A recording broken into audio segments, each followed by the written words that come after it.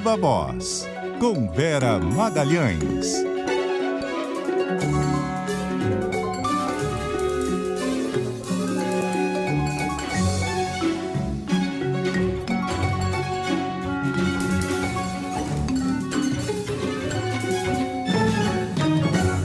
Vera, boa noite, tudo bom? Boa noite, Carol, Muniz, todo mundo que nos ouve e nos assiste. Boa noite, Vera. Vera, vamos começar falando de arcabouço fiscal. Finalmente o texto chega hoje ao Congresso.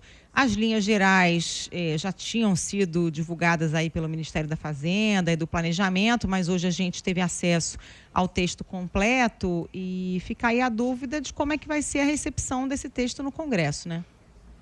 Isso, no Congresso, né, nos meios econômicos, né, tanto entre o mercado financeiro quanto os setores da economia produtiva, já começamos a ter algumas reações aqui e ali, Carol. O que chamou a atenção num primeiro momento de alguns economistas com os quais eu conversei foi a lista de exceções, a lista do que está coberto pelo limite de gastos e o que fica de fora. E aí, muita gente achando que essa lista do que está fora do limite de gastos foi maior do que tinha sido aventado no início pelo Ministério da Fazenda e que, portanto, você pode ter um teto menos crível, não é mais teto, né? Mas um limite de gastos menos crível, porque ele vai ter justamente muita coisa sem estar computada ali.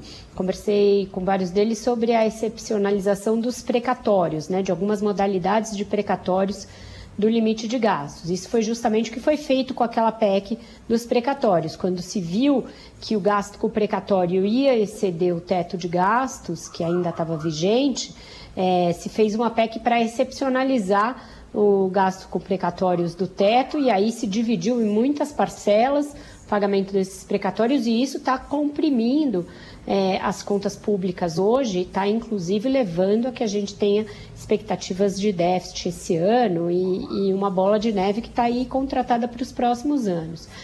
Alguns economistas não gostaram desse modelo em que o precatório fica fora e, portanto, é um modelo que repete o que foi feito ali na PEC dos precatórios e outros dizem que isso não é um problema em si, desde que você tenha uma política clara e transparente para o pagamento desses precatórios e que eles não fiquem sendo rolados eternamente. Gastos com o Fundef, precatórios do Fundef e outros, e aí gastos com universidades públicas, gastos com saúde, transferências constitucionais, são 13 as exceções ao limite de gastos da nova regra.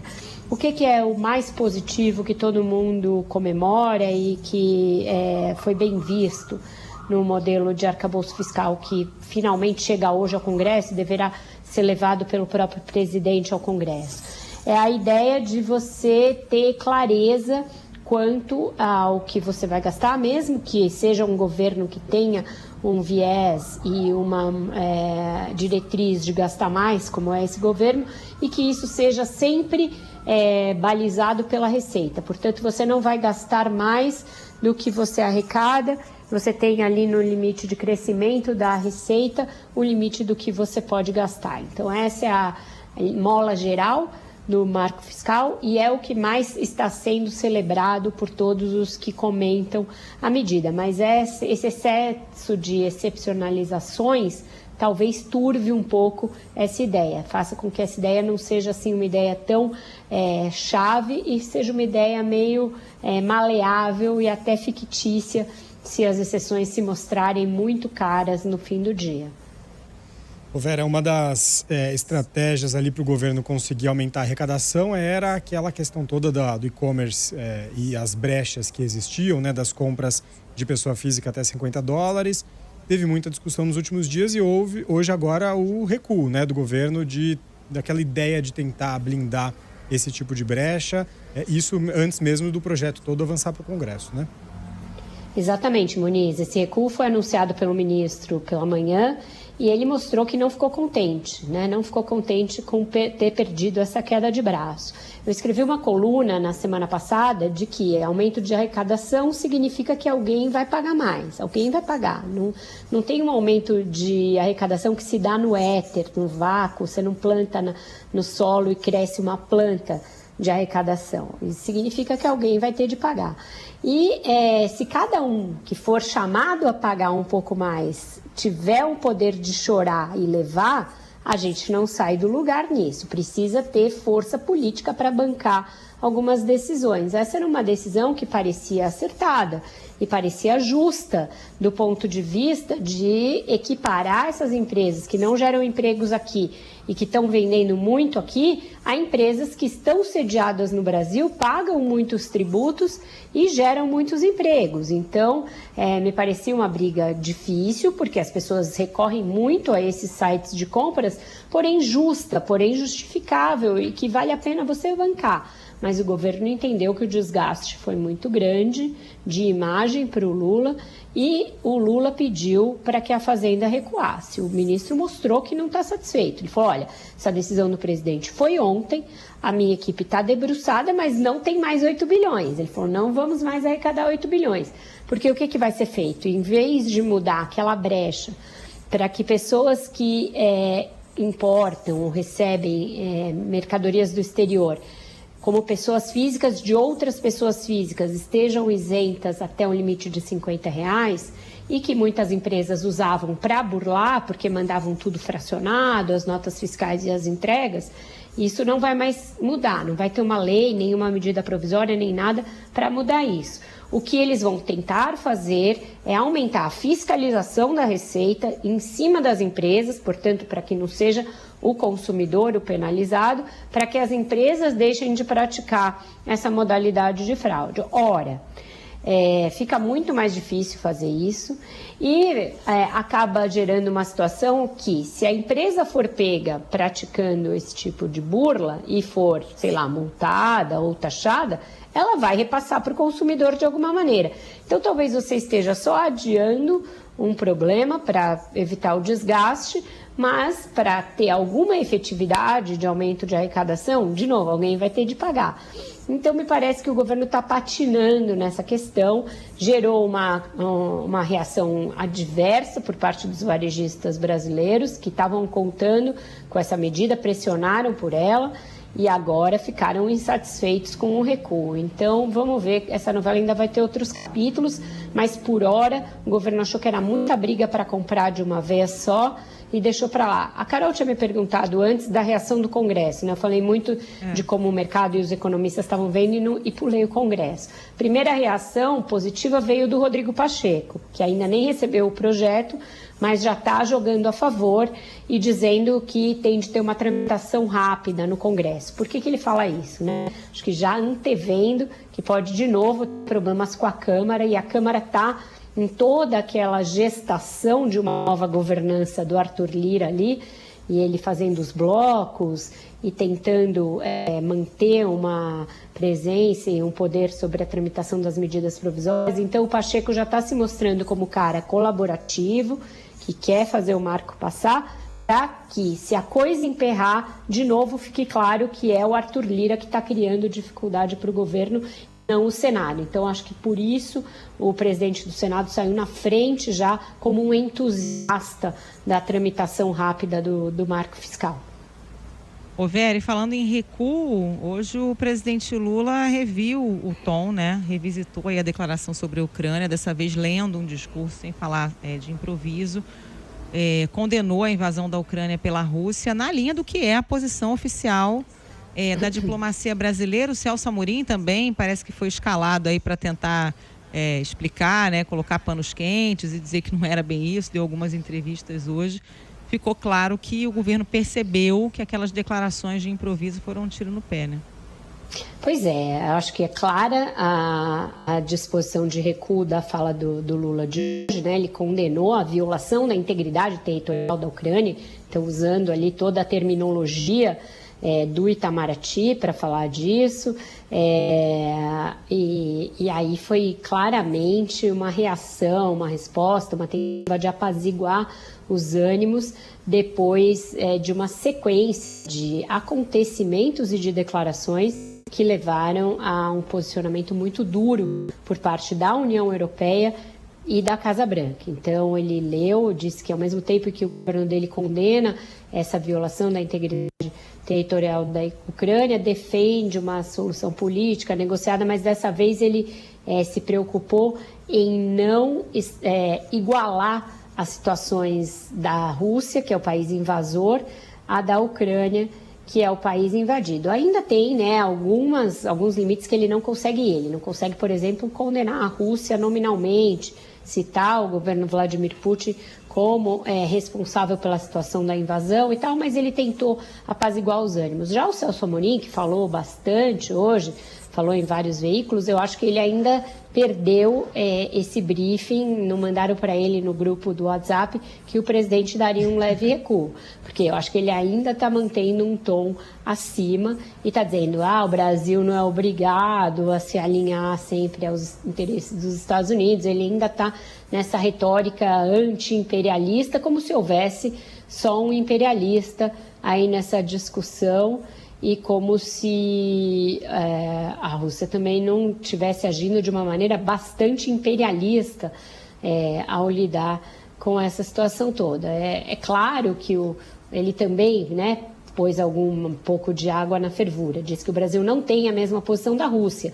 negando ali a questão do que o Sergei Lavrov falou, mas lembremos, o Lula enviou o próprio Celso Amorim lá para a Rússia para conversar com o Vladimir Putin e recebeu o Lavrov. Isso tudo são duas medidas no mesmo sentido, na mesma direção, para o lado da Rússia. Não fez nenhum tipo de gesto semelhante para o lado da Ucrânia. Então, não adianta só tentar jogar água na fervura quando as ações todas indicavam para aquilo que o mundo reagiu e reagiu corretamente. Esperemos que o presidente fique dentro do que o Itamaraty fecha como protocolo, como política para isso, e leia mesmo as declarações a esse respeito. Ele não é obrigado a ser um especialista em política externa, nas vicissitudes da chancelaria, da política externa, da diplomacia, tem muitas nuances, e isso escapa a uma retórica como é a do Lula, que é uma retórica de improviso. Isso eu falei ontem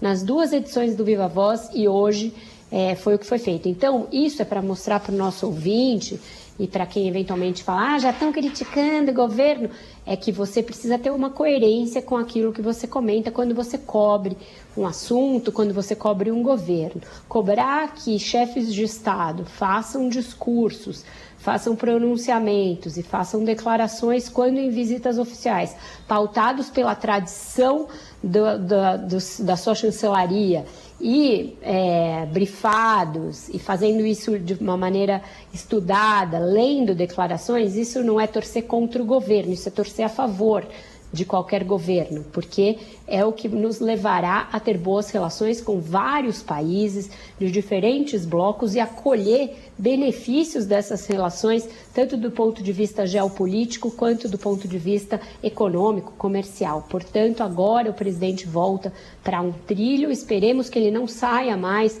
desse trilho, se deixando levar pelo improviso ou por uma ideia meio naive de que eu tenho que ser contra os americanos, porque isso não traz benefício algum para o Brasil.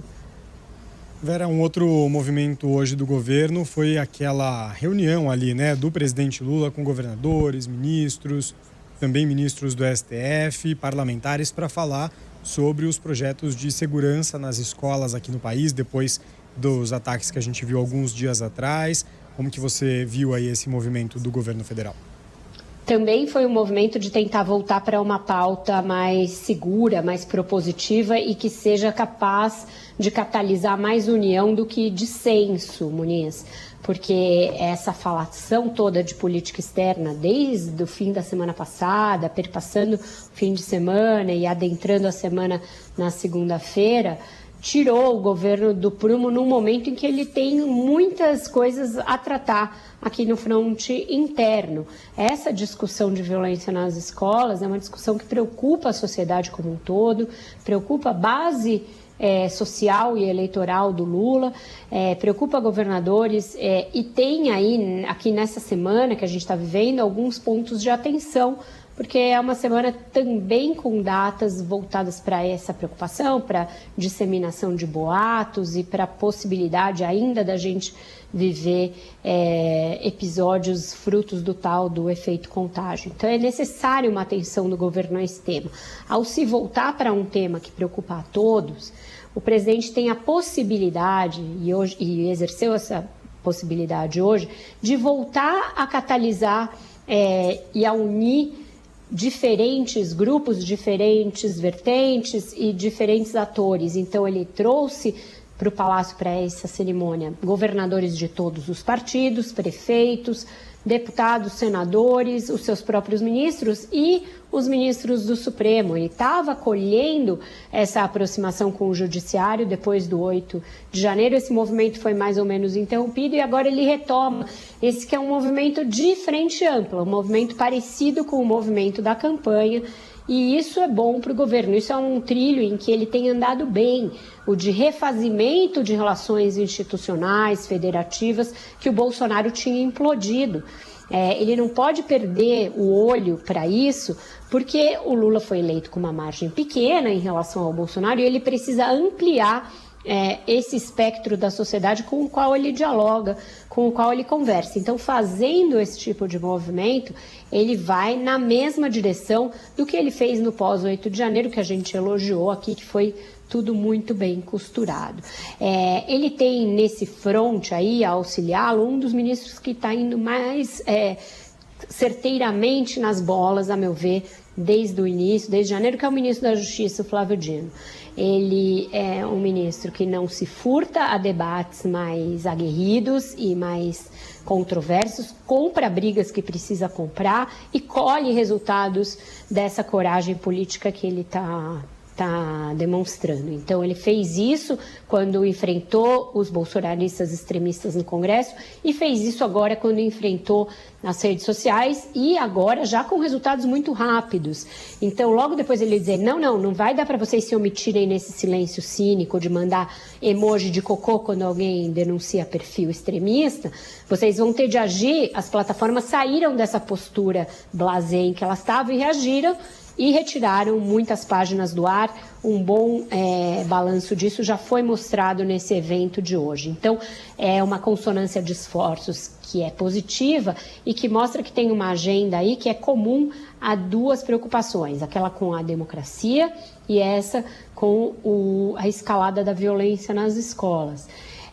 E isso é motivado pelo fato de que as duas são manifestações de radicalização da sociedade, são fenômenos também externos e globais, e tem nas redes sociais a grande caixa de ressonância e de incentivo. Então, nisso, o ministro Alexandre de Moraes, que é do Supremo e do TSE, e o Flávio Dino estão muito antenados, estão jogando muito juntos, no sentido de responsabilizar as redes, responsabilizar as plataformas e deixar claro que liberdade de expressão não tem nada a ver com liberdade para cometimento de crime, para incentivo de crime e para serem plataformas de fomento, espécie de hubs de cometimentos de crimes, seja contra a democracia, seja contra jovens e crianças na escola. Então, uma pauta boa, positiva, necessária e na qual o governo está se movimentando bem. Ô Vera, falando em Alexandre de Moraes, começou o julgamento no plenário virtual do Supremo, julgamento que vai transformar em réus os primeiros 100 participantes dos ataques golpistas de 8 de janeiro, né? É isso, o resultado deverá ser esse, Carol, transformá-los em réus. Até agora depositaram os seus votos, porque é isso, o julgamento no plenário virtual, o próprio ministro relator, que é o Alexandre de Moraes, e o ministro Toffoli, ambos a favor de que sim, que sejam abertas ações penais e que eles sejam transformados em réus. Eu vi muitos criminalistas protestando, e a meu ver com razão, pelo fato de essa etapa, que é uma etapa preliminar, ter sido realizada no ambiente do plenário virtual. Ela deveria ter sido feita no plenário do Supremo, presencialmente, para dar o peso devido a esse caso, mostrar que o judiciário está mobilizado, como esteve ali no momento imediatamente seguinte ao 8 de janeiro, e que vai ter um tratamento exemplar, esse que é um caso que pode vir a ser tratado, inclusive, como terrorismo doméstico, nesse julgamento do Supremo. Então, transformá-los em réus é importante, mas teria sido importante fazer esse debate publicamente no plenário, em sessões transmitidas pela TV Justiça, com os ministros vocalizando os seus votos, para que, de novo, a gente tivesse isso que é necessário nesse momento, para que tenha um recuo dessa propensão a organizações extremistas na sociedade, e teria sido importante fazer isso em sessões abertas. Vamos com a música, Vera? Vamos com a música. Hoje é dia de marco fiscal, o marco fiscal precisa de receita, tá difícil achar dinheiro, então vamos com essa. O Silvio Santos já pedia e o Haddad pede também.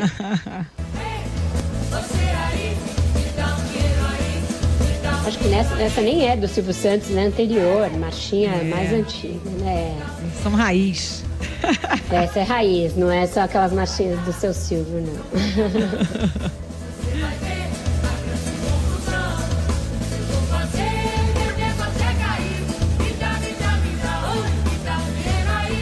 Isso aí, tem gente pedindo dinheiro há muito tempo já, Vera. Tem. Um beijo pra você, boa noite, até amanhã. Boa noite pra vocês, até amanhã. Tchau, tchau. Tchau, Vera, até boa noite. Intervalo, voltamos já já.